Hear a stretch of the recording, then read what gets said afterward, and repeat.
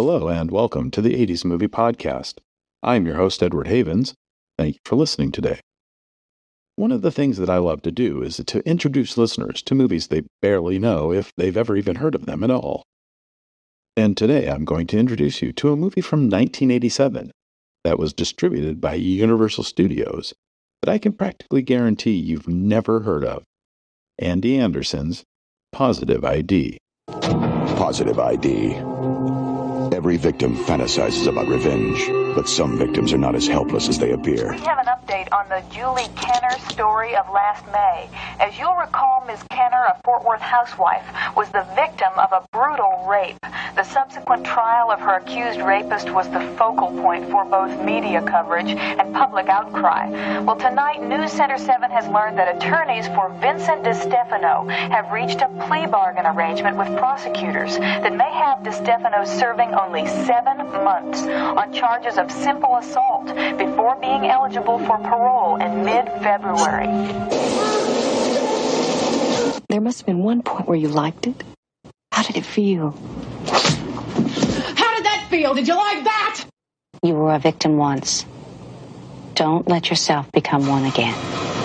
Determined to make her attacker pay for his crime, she sets out to find him, changing her identity. Have a seat. We'll call you when your license is ready. To become the perfect bait.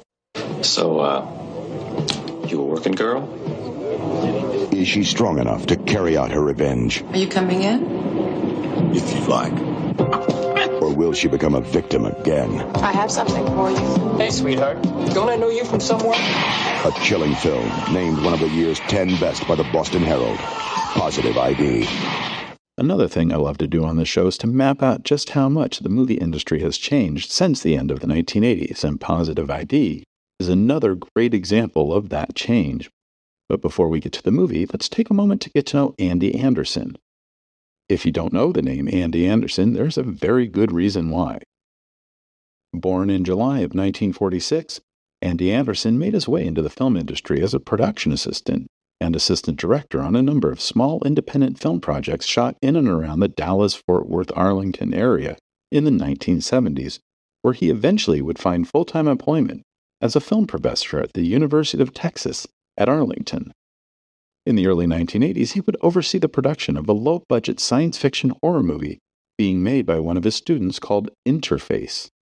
The film was about a group of strange beings at a master computer control room who use their equipment to kill people by remote control. Very progressive in an era when most people didn't even have a home computer yet. Except the student directing the film was having trouble keeping the project together, and Anderson would step in to finish the project when the younger filmmaker quit in frustration. Interface would play at a few second-tier film festivals and eventually be picked up by Vestron Home Video and released directly to VHS in 1986. About the only people who've even heard or seen Interface are Lou Diamond Phillip completionists, for this was the actor's first movie in which he plays a character simply known as Punk Number 1. But it got the juices flowing in Andy Anderson to make his own movie.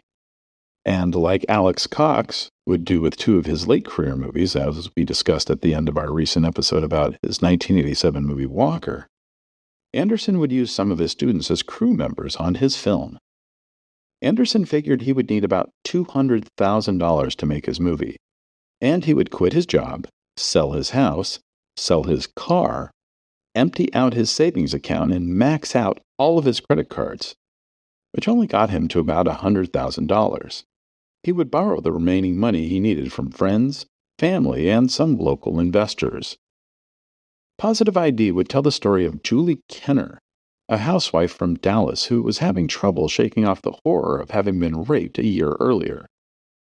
When Julie learns her attacker is about to be freed on parole after only 7 months into a 2-year plea deal sentence, she finds a series of legal loopholes to help her create a whole new identity, that of a slutty barfly from Florida, who will be irresistible to her attacker. For the role of Julie, Anderson would cast a new actress named Stephanie Rasco, for whom Positive ID would be her very first acting credit. For many of the actors cast, it would either be their first or second film acting role, as several of the leading roles would be cast with actors from Interface, Anderson would not only write and direct the film, he would also be the sole producer, and he would share editing duties with Bob Castaldo, one of Anderson's students who was also one of 9 editors on Interface. Production would begin in the Dallas-Fort Worth area on July 2, 1985, and would be finished 6 weeks later.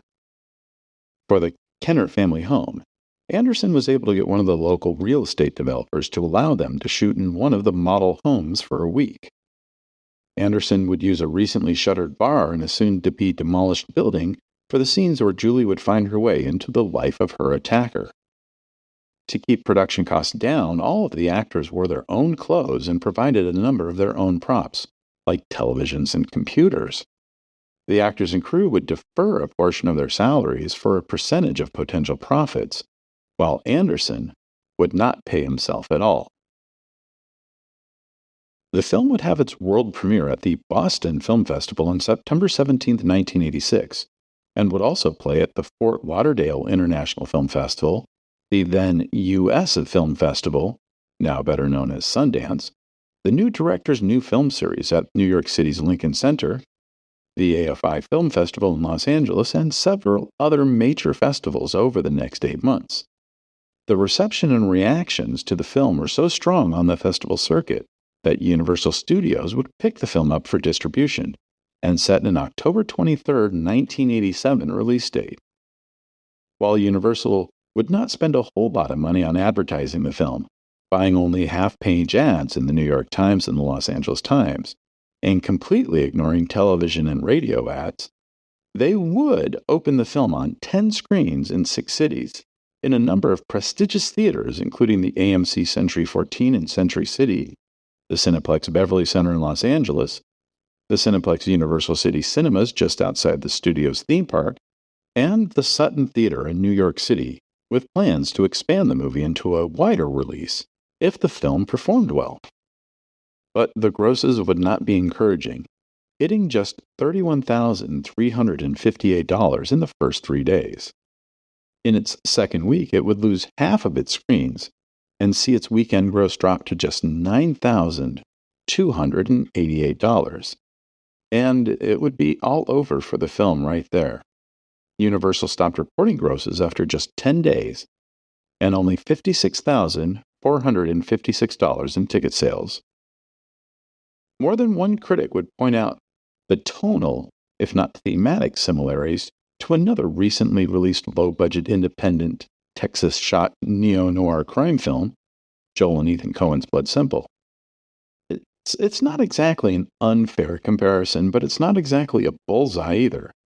Blood Simple is a far more darker comedy than Positive ID, and thanks to the brilliant cinematography of Barry Sonnenfeld, a far better-looking film. After the film's relative box office disappointment, Anderson would go back to teaching at UTA, eventually working his way up to becoming the chairman of the Department of Art and Art History, where he would continue to work until he retired in 2011. Andy Anderson would pass away at his home in Fort Worth on March 17, 2017, having only made 2 other films: Drive-By Shooting, a 1995 documentary about 2 months' worth of crimes in the Fort Worth area, and Detention, a 1998 drama about a substitute teacher who takes his unruly class hostage to teach them a lesson. As of this episode's writing in November of 2022, you cannot find Positive ID on any streaming service. Even through Peacock, the streaming service owned and operated by Comcast, the owners of Universal Studios, who distributed the movie. There is a copy of the film online from a not 100% legal movie streaming website operated by a group of IT college students that love watching movies, which isn't all that hard to find.